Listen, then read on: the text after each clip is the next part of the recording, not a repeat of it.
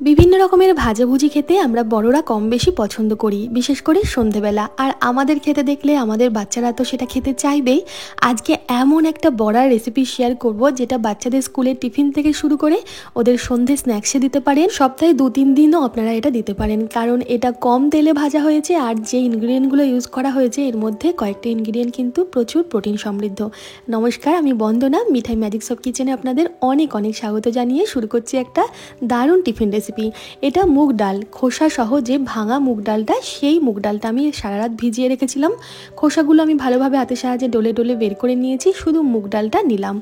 একটা মিক্সিং জারে মুগ ডালটা ধুয়ে জল ঝরিয়ে নিয়ে তাতে কয়েক কুচি আদা, 2টো কাঁচা লঙ্কা, পরিমাণ মতন লবণ, সামান্য হলুদ গুঁড়ো আর স্বাদটা ব্যালেন্স করার জন্য সামান্য চিনি দিচ্ছি। চিনির জায়গায় আপনারা গুঁড়ো দিতে পারেন। এটা আমরা খুব ভালোভাবে পেস্ট করে নেব। জল লাগবে না, মুগ ডালের গায়ে যেটুকু জল লেগে আছে সেই জলেই কিন্তু সুন্দরভাবে এটা বাটা হয়ে যাবে। একটা বড় মিক্সিং বলে এই ডাল বাটা নিলাম। আর এখানে আমি 500 ml দুধের ছানা কাটিয়ে রেখেছিলাম। ঘরে তৈরি ফ্রেশ ছানা জল ঝরিয়ে নিয়েছি, সেই ছানাটাও দিয়ে দিলাম। সামান্য পেঁয়াজ কুচি আর ধনেপাতা কুচি দিচ্ছি। ছানার জায়গায় কিন্তু আপনারা গ্রেট করে পনির দিতে পারেন, আর নিরামিষভাবে বানালে পেঁয়াজটা স্কিপ করে আপনার পছন্দ মতো যে কোনো সবজি দিতে পারেন। আর এই টিফিন রেসিপিটা যেহেতু আমার মেয়ের জন্য বানাচ্ছি, বিশেষ করে স্কুলের টিফিনের জন্য, তাই একটু মা বুদ্ধি খাটিয়ে এখানে একটা রুটি আমি অ্যাড করছি।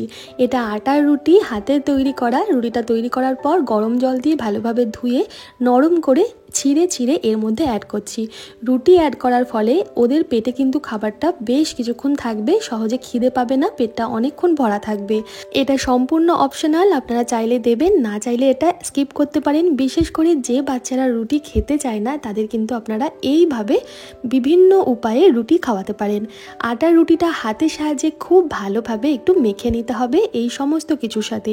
যদি মনে হয় যে এই বাইন্ডিংটা একটু পাতলা হয়ে যাচ্ছে, তাহলে এখানে আপনারা 2 চামচ সুজি অ্যাড করতে পারেন।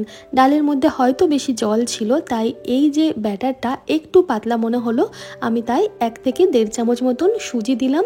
সুজি দেওয়ার পর খুব ভালোভাবে হাতের সাহায্যে এটা মেখে নেব। মাখা হয়ে গেলে 10-15 মিনিট ঢাকা দিয়ে রেখে দেব, তাতে সুজিটা জলটা শুষে ফুলে ফেপে উঠবে। আর এই সব বড়াগুলো একসাথে তাড়াতাড়ি ভাজার জন্য আমি ইউজ করছি আগারোর royal pre season cast iron fry pan, যেটা 26 সেন্টিমিটার ডায়ামিটারের। এটাতে আমাদের খুব তাড়াতাড়ি হেলদিভাবে রান্নাটা হয়ে যাবে। এটা আপনারা কিন্তু অ্যামাজন থেকে নিতে পারেন, আমি পারচেস লিঙ্ক ডেসক্রিপশানে দিয়ে দিচ্ছি। সমস্ত বড়াগুলো ভাজার জন্য এখানে 1 থেকে 1.5 চামচ মতন আমি লাইট সয়াবিন অয়েল ইউজ করেছি। আপনারা ঘি বা মাখনেও কিন্তু এটা ভেজে নিতে পারেন। হাতে যদি বেশি সময় থাকে আপনারা এগুলোকে ভালোভাবে কিন্তু একটা শেপ দিয়ে তৈরি করে তারপর তাওয়াতে ভাজতে দেবেন বা ফ্রাই প্যানে ভাজতে দেবেন। আমি এখানে তাড়াহুড়োর জন্য হাতের মধ্যে অল্প অল্প করে নিয়ে মোটামুটি একই মাপের সমস্ত বড়াগুলো একটু হাতের সাহায্যে গোল গোল করে নিয়ে তারপর চ্যাপটা করে এই ফ্রাই প্যানটার মধ্যে সুন্দর করে সাজিয়ে দিচ্ছি। আঁচটা অবশ্যই এখন কমে রাখতে হবে, যেহেতু সুজি ডাল আছে এর মধ্যে, এটা কম আঁচেই রান্না হবে। একটু সময় নিয়ে রান্নাটা করতে হবে। যখন দেখা যাবে ওপরের দিকটা একটু টেনে যাচ্ছে বা শুকিয়ে শুকিয়ে যাচ্ছে, তারপর এটা উল্টাবো। কাস্ট আয়রনের ফ্রাই প্যানটার হাতলটা গরম হয়ে যায় খুব তাড়াতাড়ি, আর এটা ধরার জন্য একটা কাপড়ের পকেট দেওয়া হয়েছে, সেটার সাহায্যেই আমি হাতলটা ধরে তেলটা একটু চারিদিকে ছড়িয়ে দিলাম। ওপরের দিকটা বেশ সুন্দর টেনে এসেছে বা শুকিয়ে গেছে যখন, তখন আমি এটা একটা খুন্তির সাহায্যে আলতো হাতে উল্টে দিচ্ছি। এগুলো আমি বড়াই বলবো, তবে আপনারা এগুলোকে প্যানকেকের আকারেও বাচ্চাদের তৈরি করে দিতে পারেন, ঝাল ঝাল প্যানকেক, বা এটা আপনারা আরেকটু নরম করে চিল্লার মতনও তৈরি করে দিতে পারেন। আমার মেয়ের বড়া খাওয়ার ইচ্ছে হলে আমি কিন্তু এইভাবেই বিভিন্ন হেলদি উপায়ে ওকে বড়া তৈরি করে দিই। মানে বড়া খাওয়ানোও হলো, ওকে প্রোটিনটাও খাওয়ানো হলো, আবার পেটটাও ওর বেশ কিছুক্ষণ ভরা রইলো। তো এইভাবেই প্রত্যেকটা বড়া আমি উল্টে পাল্টে কম আছে তৈরি করব। আর এই লোহার মোটা একটা তাওয়া বা ফ্রাই প্যানে এটা তৈরি করলে এটার কিন্তু সুন্দরভাবে রান্না হবে, কারণ এর হিটটা চারিদিক থেকে সমানভাবে ধরে রাখে।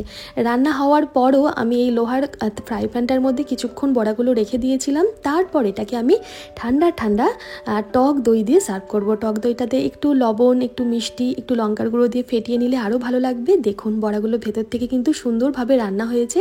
টক দই দিয়েও ভালো লাগে, টমেটো সসের সাথেও ভালো লাগে। আপনাদের কি একটু অন্যরকম লাগলো রেসিপিটা? কমেন্ট করে জানাবেন। আর যদি কোথাও ভালো লেগে থাকে একটা লাইক করতে ভুলবেন না। অবশ্যই রেসিপিটা ট্রাই করবেন। সবাই ভালো থাকবেন, ফিরে আসছি খুব তাড়াতাড়ি।